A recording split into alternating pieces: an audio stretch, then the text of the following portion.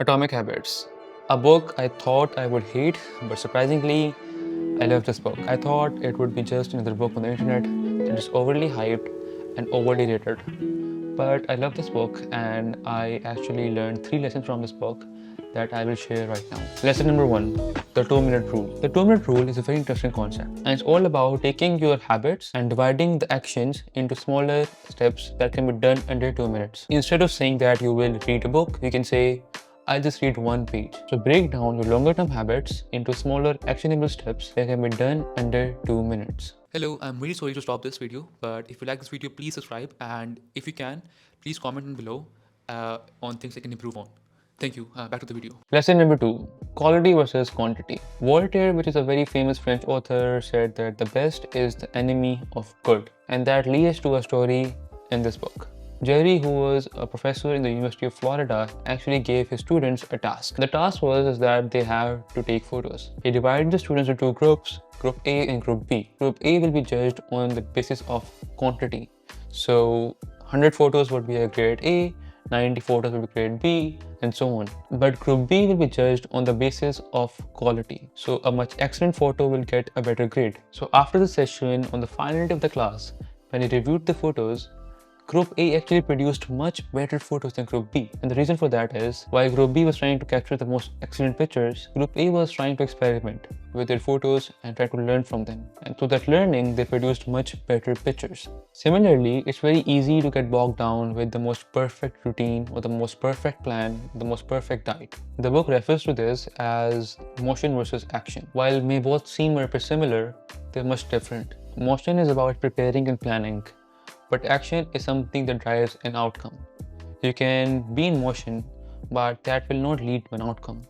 Only action can lead to an outcome. So you can visit your trainer 1,000 times, but that will not lead to an outcome. Or you can make the perfect diet and that will also not lead to an outcome. What will lead to an outcome is actually eating clean, going to the gym, and that leads to an outcome, and that is action. So wherever you are, just start. Lesson number 3, how to create an habit. So the whole book is about creating a habit, and the book goes in this topic with great detail, but it divides this into main 4 laws. And law number 1 is making it obvious. To attain a habit, it has to be very easy to implement and obvious. And most of our habits are not very obvious. Like when I say I read a book, it's very vague. Like, okay, I read a book, but where will I read it? Or when will I read it?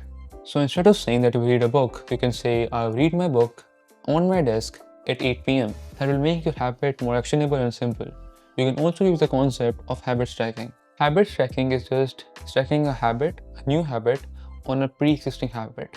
So let's say you love to play badminton, but you also have to go to the gym. So you can just stack a new habit, which is going to the gym, on a pre-existing habit, which is playing badminton. So you can say, once I play badminton, I'll go to the gym. So one pre-existing habit leads to a new habit. It can help build a new habit, plus keep momentum going on. Lesson number 2, make it attractive. To make a longer term habit, it needs to be attractive, so you can do it for a longer period of time. And repetition can actually help you build a habit much faster. So you can use this concept of temptation building. Like you can use something that you like with a habit you want to do. Let's say you like to listen to podcasts and you want to go for a walk or a run. You can say, I listen to my podcasts while I go for a run. Law number 3, make it easy. Start small. Like use the 2-minute rule. Begin with a version of a habit that takes less than 2 minutes. Like reading a book and be reading just 1 page. And remove as many barriers as you can. For example, if you want to go to the gym tomorrow morning, you can just lay out the clothes one night before going to the gym, or prepare a meal in advance. That will remove the barriers and will make your habit easy to attain. Law number 4, make it satisfying. And there are various ways to do that. Let's say rewarding yourself. You go to the gym, eat clean, and lose 1 pound of fat. And you can say to yourself that once I lose 1 pound of fat, I'll eat my favorite snack. Or use a tracker to keep a track of your habits.